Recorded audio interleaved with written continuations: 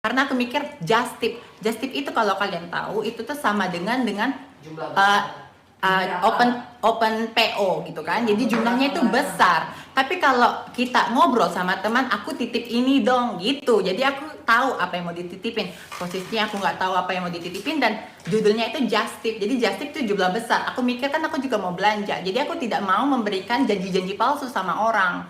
Makanya aku bilang bagasiku penuh karena memang kenyataannya bagasiku itu penuh dan aku itu tidak open just tip. Nah, di situ si kakek mulai untuk nyindir-nyindir tuh di sosial media ya. Di sosial media dia repost ya memulai. Terus pas dia pertama kali membuat story itu langsung aku balas story-nya, aku kasih emoticon ketawa. Hahaha. Maksudku itu untuk kenapa sih? Maksudnya untuk membuka pembicaraan. Cuman kalau sama si kakek tidak dibalas sama kakek. Jadi ya udahlah ya. Terus aku juga pas si Om nge-repost, aku juga langsung ke DM-nya, langsung itu story langsung aku komentari hahaha, dibalas juga dengan hahaha. Jadi aku mikir oke, ini cuma main-mainan aja karena memang setahu aku itu cuma mau main-mainan aja. Aku nggak berpikir akan jadi sebesar ini. Tiba-tiba satu malam si kakek lagi live, tiba-tiba kakek ceritain tentang itu, aku balas dong aku komen di live-nya si kakek. Bukan begitu, aku masih kayak bukan begitu loh kakek, sebenarnya gini-gini. Tiba-tiba si Om nyamber, lalu gini-gini, akhirnya pecah lah itu malam. Dan besok paginya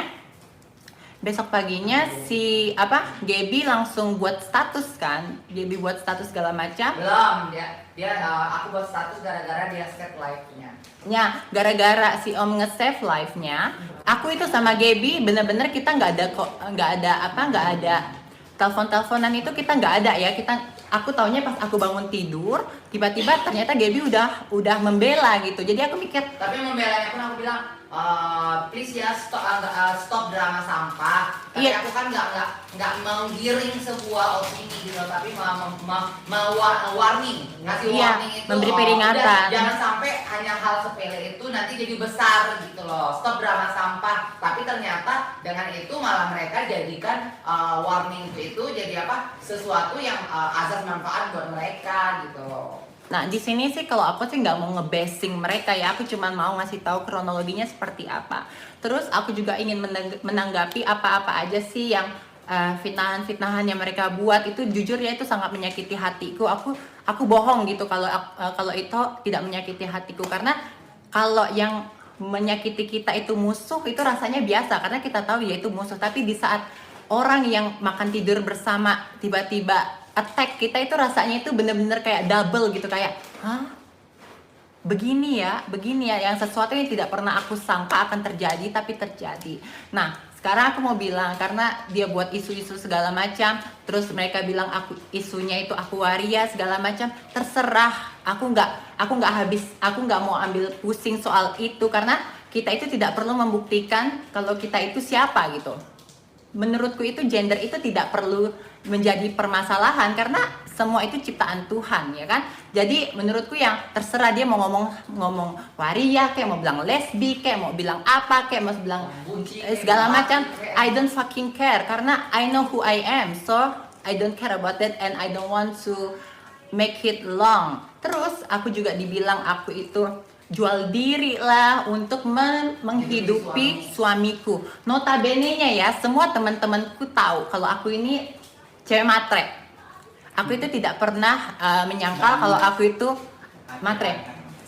Sama sekali aku itu, laki-laki itu tidak bisa yang namanya ngambil uang dari aku, itu kayaknya impossible gitu. Misal karena di otakku itu memang kalau laki mau sama gue ya lu harus punya modal, karena gue merasa gue memposisikan diri gue itu ya I worth something.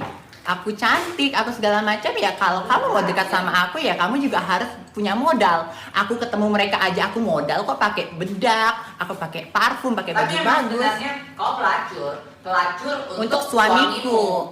Karena memang kita jadi pelacur untuk suami kita biar nggak diambil sama orang lain. Terus dibilang lah masalah apa sih aku itu nyewa di apartemen segala macam. Oh Suami Tuhan, numpang hidup. iya suamiku tumpang hidup. Kayaknya itu nggak make sense gitu ya kan? Dia tahu banget kok, dia tahu banget kalau apartemen itu dibelikan suamiku untuk aku.